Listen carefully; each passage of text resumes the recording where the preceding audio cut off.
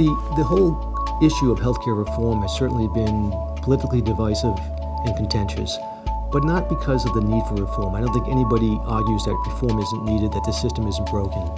The question is how to go about doing it. And from my perspective, there are three essential tenets that are necessary to make healthcare reform work. The first tenet I see is the individual mandate. The individual mandate is important because it really is the basic tenet of insurance, and that is taking the risks and spreading them across a larger population.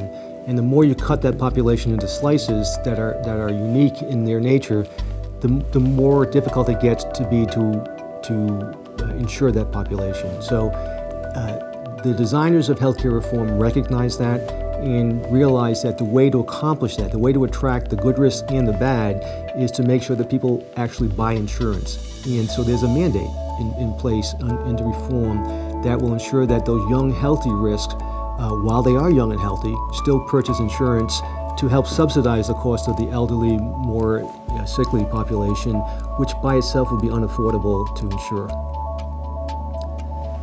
The second essential tenet is the small business tax credit. And that tax credit is designed to make sure that we don't end up with simply a public exchange, a single payer market, that we retain the best parts of the private insurance market that employers are purchasing on behalf of their employees.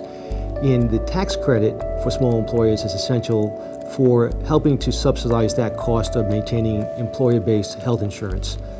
Without that, there's a risk that small employers and even large employers may decide that the tax credits are not significant enough versus the cost of providing coverage, and would end up perhaps dumping their employees on the exchange.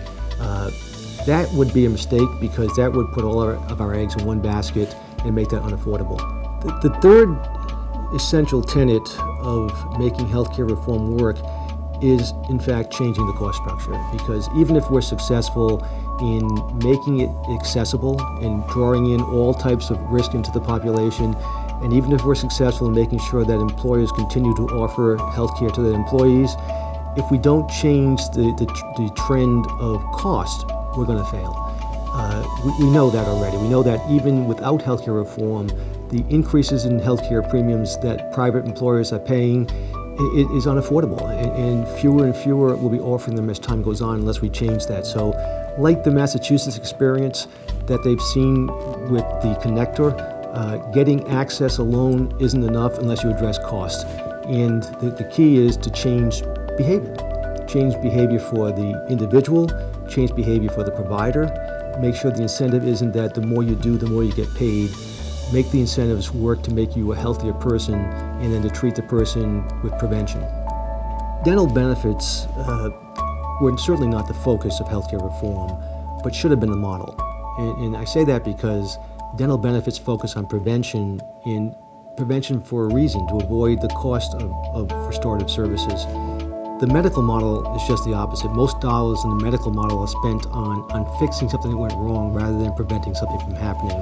And that's really why dental works well, and that's why almost every employer in the country has decided, more than 98% have decided to purchase their dental benefits separately from their medical benefits, because they know that these carriers are expert in delivering that type of care.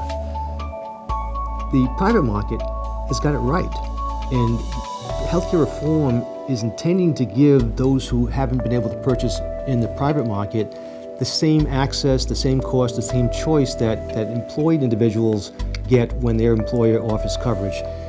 Right now, that's not working. Right now, that's been an oversight that needs to be corrected. Dental benefits need to be priced and offered separately from medical insurance. That brings you transparency, that brings you competition, it brings you value.